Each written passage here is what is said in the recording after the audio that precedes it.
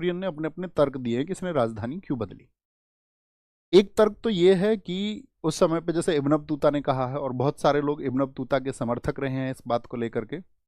Ibn Battuta ने कहा कि जब इसके दिल्ली में शासन के दौरान इसने टैक्सेस को बहुत बढ़ा दिया, जैसे अभी आगे चल के हम आपको बताएंगे, दोआब कर में इसने वृद्धि कर दी। दोआब बोलते दो मतलब दो, आब माने पानी, दो पानी के बीच की भूमि और दो पानी के बीच की उपजाऊ भूमि, गंगा और जमुना के बीच की भूमि, वहां का टैक्स इसने बढ़ा दिया। जैसे बर्नी ने कहा है कि इसने लगभग टैक्सेस 10 से 20 गुना कर दिए, और जनता से जबरन वसूला गया उनको, क्योंकि ये चाहता था कि इसका जो आपका मतलब आपका कोष है, जो धन का कोष है, वो कभी खत्म ना हो, और बंदूक क्या बोलते तलवार, और तलवारों के दम पर, अत्याचार के दम पर उसको वसूला गया। तो जनता में इसके प्रति बहुत नेगेटिविटी थी। मुस्लिम वर्ग में शुरुआती दिनों में इसमें नेगेटिविटी थी। तो इसको जो है ना भाई गंदे गंदे गाली लिख करके पत्र भेजते थे दिल्ली के लोग अज्ञात नाम से।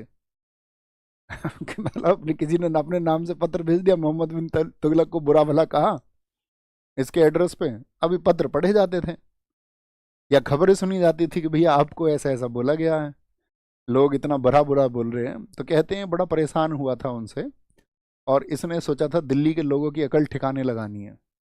और उस अकल ठिकाने के लिए इसने कहा कि इनको यहाँ से 1200 किलोमीटर दूर महाराष्ट्र के देवगिरी में लेके चलो।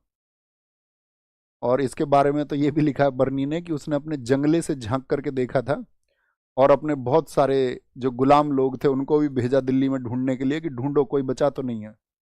तो कहते एक अंधा व्यक्ति और एक लंगड़ा व्यक्ति वहां पर रह गए थे दिल्ली में, उनको भी घसीट के ले जाया गया देवगिरी। फिर बहुत सारे हिस्टोरियन ने कहा नहीं ऐसा नहीं है, ठीक है। जैसे कि बर्नी कहता है कि उस समय दिल्ली की स्थिति ऐसी हो गई थी कि कोई कुत्ता और बिल्ली भी नहीं दिखाई देता था दिल्ली में। तो सब लोगों ने कहा नहीं ऐसा नहीं था, वो ज़्यादातर मतलब बहुत सारे अमीर विद्वान व्यक्ति जो थे आपका उस समय का जो शिक्षित वर्ग था, सेनापति, उन सब के परिवारों को, ठीक है, जो खेती करना जानते थे उस तरह के लोगों को लेके गया। पूरी दिल्ली खाली नहीं कराई गई थी। एक कारण तो ये कहा जाता है कि दिल्ली वासियों के प्रति उसकी घृणा थी, इनके घमंड को तोड़ना चाहता था कि ठीक है तुम्हारी अकल ठिकाने में लगाऊंगा। दूसरा कारण क्या है? दूसरा कारण कहा गया है कि भाई मंगोल बार बार अटैक करते रहते थे, हाँ या ना। तो जो मंगोलों का अटैक है वो दिल्ली पर बार बार होता था, तो मंगोल आक्रमण भी एक कारण माना गया है कि मंगोल आक्रमण की वजह से दिल्ली नजदीक पड़ती थी, तो उसने इसको लेके गया यहां से। तीसरा जो कारण बताया गया है कि महाराष्ट्र जो है वो भारत में उत्तर और दक्षिण की दूरी लगभग वहां से बराबर पड़ती है। तो इसने सोचा कि मैं क्यों ना, क्योंकि दक्षिण के जो स्टेट है, साउथ के स्टेट है, वो बहुत ज़्यादा प्रोस्पेरस थे, बहुत संपन्न थे धन के मामले में, और उत्तर भारत से कोई राजा उतने जाते नहीं थे वहाँ पर। जाते भी थे तो जैसे अलाउद्दीन खिलजी गया, टैक्स वगैरह लिया, बस बात खत्म, एक दो रियासत के। पूरी तरह से होल्ड नहीं था। तो मोहम्मद बिन तुगलक के अंदर भी अलाउद्दीन खिलजी की तरह सनक थी कि मैं पूरे भारतवर्ष को कब्जे में करूंगा और भारत के आसपास के देशों को भी कब्जे में लूंगा।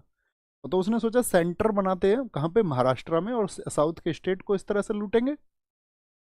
एक तर्क दिया जाता है कि वो चाहता था कि उत्तर और दक्षिण भारत का जो कल्चर है वो अच्छे तरीके से मिक्सअप हो जाए, मिक्सअप हो पाए, यानी उत्तर और दक्षिण भारत की जो संस्कृति है वो आपस में मेल जोल में हो जाए और उसका एक अच्छे से मिलाप हो जाए।